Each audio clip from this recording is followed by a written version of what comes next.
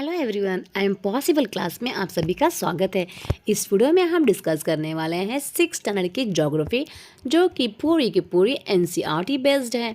ठीक है, और उसमें हम डिस्कस करने वाले हैं लेसन नंबर 5, पृथ्वी की प्रमुख परिमंडल। जैसे कि आप लोग जानते हैं कि सीटेट में एनसीईआरटी सॉल्यूशन तो बहुत ज़्यादा इम्पोर्टेंट होता है, वो भी सोशल साइंस के लिए।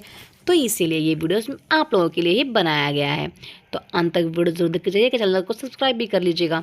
ओके, और ये जो चैप्टर है वो हमने ऑलरेडी स्टार्ट कर दिया है, तो आप जाके देख सकते हैं। आज हम पढ़ने वाले हैं जलमंडल के बारे में। ओके, मतलब कि हाइड्रोस्फीयर के बारे में।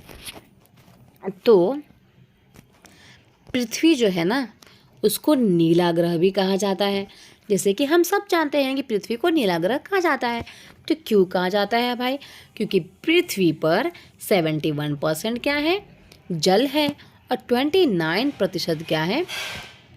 स्थल है, मतलब कि ज़मीन है। तो इसलिए जो हमारा अर्थ है ना, वो हमें ऊंचाई से देखने पर ब्लू कलर का दिखाई देता है। जलमंडल में जल के सभी रूप उपस्थित है। इसमें महासागर भी आएंगे, नदियाँ भी आएंगी, झीलें, हिम नदियाँ, भूमिगत जल तथा वायुमंडल की जलवाष्प सभी सम्मिलित है। मतलब पानी जहाँ भी हो, भले ही वो वाष्प के रूप में क्यों ना हो, बट ये किसका हिस्सा है? जलमंडल का ही हिस्सा इसे माना जाएगा। पृथ्वी पर पाए जाने वाले जल का 97% से भी अधिक भाग जो है वो महासागरों में पाया जाता है। मतलब कि 97% पानी जो है वो महासागर का पानी है, मतलब कि समुद्र का पानी है। बिल्कुल भी पीने योग्य ये नहीं है। ये जो है वो खारा पानी होता है। ठीक है, जिसके वजह से मानव इस पानी का उपयोग नहीं कर सकता है। बाकी के जो 3% जल बचे हुए हैं, ठीक है, उसका बड़ा सा भाग जो है वो बर्फ़ की परतों में है, हिम नदियाँ में है तथा भूमिगत जल के रूप में पाया जाता है। जल का बहुत कम भाग जो है वो अलवण जल के रूप में पाया जाता है। ठीक है, जो मनुष्य के इस्तेमाल में आता है। यही कारण है कि नीले ग्रह में रहने के बावजूद भी हम पानी की कमी जो है वो महसूस करते हैं। ठीक है, तो क्यों पानी की कमी महसूस कर रहे हैं भाई? कि भाई 97% तो सिर्फ ओशन का ही पानी है, और बाकी जो बच जाते हैं उसमें डिफरेंट ग्लेशियर का पानी होता है, अंडरग्राउंड पानी है, ठीक है, आइस शीट बनी हुई है। तो ये सारे जो पानी होते हैं वो तो हमारे किसी काम के नहीं है ना। ठीक है, इसीलिए हमें पानी की समस्या का सामना करना पड़ता है। ठीक है, चलिए अब देखते हैं महासागर वाला टॉपिक, मतलब कि ओशन के बारे में पढ़ते हैं। तो महासागर जो है ना, वो जलमंडल के मुख्य भाग है। ये आपस में एक दूसरे से जुड़े हुए हैं। हाँ, तो महासागर जो है ना, ये क्या है? बहुत इम्पॉर्टेंट है। क्यों? क्योंकि ये जलमंडल का ही तो भाग है ना भाई। सब जगह तो जल जल होता है उसके अंदर।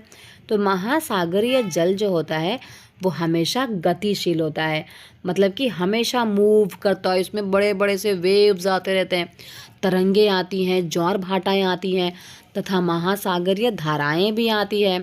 ठीक है, तो महासागर जल की 3 मुख्य ये सारी क्या हैं? गतियां हैं। याद रखिएगा, ये क्वेश्चन एग्जाम में पूछा गया है। तो महासागरीय की 3 गतिशील गति कौन सी है? तो एक गति है तरंगे, दूसरी गति है ज्वार भाटा तथा तीसरी जो है वो है महासागरीय धाराएं। ये क्या है? 3 इनकी गतियां हैं। बड़े से छोटे आकार के आधार पर क्रमशः 5 महासागर के नाम यहाँ पे दिए हुए हैं। सबसे बड़ा है आपका प्रशांत महासागर, सेकंड है आपका अटलांटिक महासागर, थर्ड है इंडियन ओशन, फोर्थ है दक्षिणी महासागर, और फोर्थ है आर्कटिक महासागर। ये मैंने आपको पहले ही बता दिया था। ठीक है, सबसे बड़ा कौन सा है भाई? तो प्रशांत महासागर है, वो सबसे बड़ा महासागर है। और अप्रॉक्सीमेटली ये पृथ्वी के 1/3 मतलब कि 1/3 भाग में फैला हुआ है। जैसे कि हमारा एशिया भी था ना, 1/3 भाग में फैला हुआ है, वैसे ही पैसिफिक ओशन जो है वो भी 1/3 भाग में फैला हुआ है। पृथ्वी के सबसे गहरा भाग जो मरियाना गर्त, जो हमने पहले ही पढ़ लिया था, मैंने आपको पहले ही बता दिया था, जिसकी लंबाई जो है 11,022 मीटर तक है, ये इसी में उपस्थित है। कहाँ उपस्थित है? प्रशांत महासागर में ही उपस्थित है। ठीक है, प्रशांत महासागर जो है ना, लगभग वृत्ताकार है, मतलब कि गोल शेप में है। ठीक है, और यहाँ पर कौन से कंट्रीज उसके नियर बाय में? एशिया है, ऑस्ट्रेलिया है, उत्तर और दक्षिणी अमेरिका भी है, इसके चारों ओर स्थित है। ये आप याद कर लीजिएगा, इसको लिख लीजिए कि पैसिफिक ओशन मतलब कि प्रशांत महासागर के आसपास में कौन से कंट्री है। ठीक है, तो कौन सी है भाई? अपनी एशिया तो है ही, ऑस्ट्रेलिया भी है नीचे की तरफ, उत्तर और दक्षिणी अमेरिका भी है। ठीक है, चलिए हम लोग एक बार इस मैप में ही इसको देख लेते हैं। ये है क्या शायद से? यस, तो ये सब जगह पानी पानी है। तो ये है हमारा, एक मिनट, प्रशांत महासागर कहाँ गया?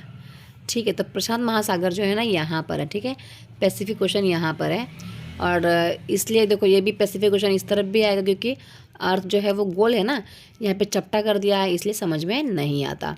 ठीक है, तो एशिया है, ऑस्ट्रेलिया है, उत्तरी अमेरिका और दक्षिणी अमेरिका, ये 4 कंट्रीज जो है, कॉन्टिनेंट जो है वो आते हैं प्रशांत महासागर के अंडर में, मतलब कि पड़ोसी कंट्री हैं ये सारे। चलो देखते हैं अब अटलांटिक महासागर के बारे में। तो जो अटलांटिक महासागर है वो विश्व का सबसे बड़ा महासागर है, विश्व का दूसरा सबसे बड़ा है। ठीक है, सबसे बड़ा तो हमारा कौन सा है? प्रशांत महासागर, पर दूसरा सबसे बड़ा जो है वो है हमारा अटलांटिक महासागर। ठीक है, अब ये भाई साहब दिखता कैसा है? तो ये एस अक्षर के आकार का है, ऐसा कुछ दिखता है, इसलिए इसको बोलते हैं कि ये एस अक्षर का दिखता है। ठीक है, और जो हमारा प्रशांत महासागर है वो कैसा है? ये हमारा सर्कल शेप का है। ठीक है, इसके पश्चिमी किनारे पर उत्तर एवं दक्षिण अमेरिका है तथा पूर्वी किनारे पे यूरोप एवं अफ्रीका है। अटलांटिक महासागर की तटरेखा बहुत अधिक दत्तुरित है। ठीक है, यह जो है ना अनियमित एवं दंतुरित तटरेखा प्राकृतिक पोताश्रयों एवं पत्तनों के लिए आदर्श स्थिति है। मतलब कि यहाँ पर क्या है कि ये तटरेखा ऐसी है जहाँ पे मतलब कि ओशंस, क्या बोलते हैं, सी वगैरह जो है या फिर जो क्रूज़ वगैरह है ना, वहाँ पे इजीली लैंड किया जा सकता है। ठीक है, व्यापार की दृष्टि से ये सबसे व्यस्त महासागर है। थर्ड है हमारा हिंद महासागर।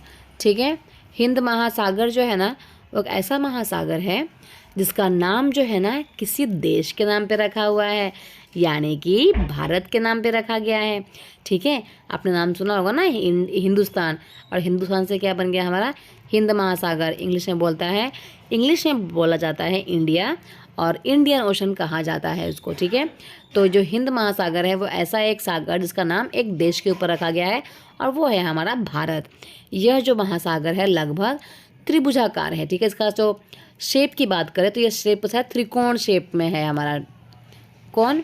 तो ये है हमारा हिंद महासागर। ये याद रखिएगा आप लोग, बहुत इंपॉर्टेंट चीज़ें मैं आपको बता रही हूँ इस वीडियो में। ठीक है, इसके उत्तर में कौन सा है भाई? उत्तर में एशिया है, पश्चिम में अफ्रीका है और पूर्वी में ऑस्ट्रेलिया है। ठीक है, ये आप मैप में देख सकते हैं, मैंने पहले भी बता दिया है आप लोगों को। चलो नेक्स्ट देखते हैं दक्षिणी महासागर।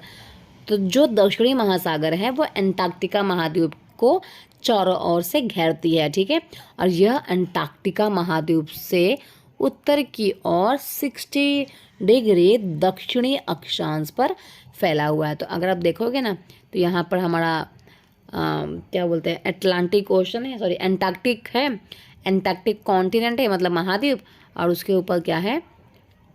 दक्षिणी महासागर है। ठीक है, तो यह 60 डिग्री पर फैला हुआ है।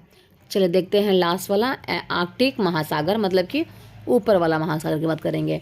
तो ये कहाँ पर है भाई? तो उत्तर ध्रुव में स्थित है, ये तुम्हें पता ही है।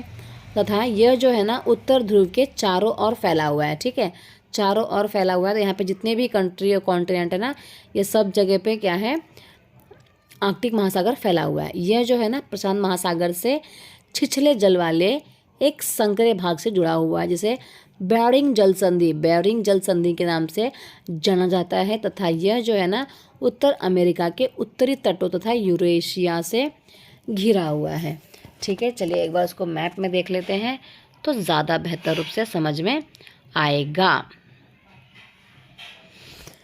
देखिए, तो यहाँ पर हम बात कर रहे हैं आर्कटिक ओशन की। देखो, तो आर्कटिक ओशन देखो ऊपर जो है ना ये पूरा आपका आर्कटिक ओशन ही फैला हुआ है, यहाँ से लेकर पूरा यहाँ तक। ठीक है, ये आर्कटिक ओशन जो है बहुत ज़्यादा दूर तक फैला हुआ है, और ये आर्कटिक ओशन कहीं ना कहीं जो है छिछला होने की वजह से पैसिफिक ओशन के साथ भी जुड़ा हुआ है। ठीक है, तो यही बताने की कोशिश की गई है यहाँ पे। चलिए ये यहाँ पे ख़त्म हो गया। तो आई होप आपको यहाँ तक तो कोई डाउट नहीं रहा होगा।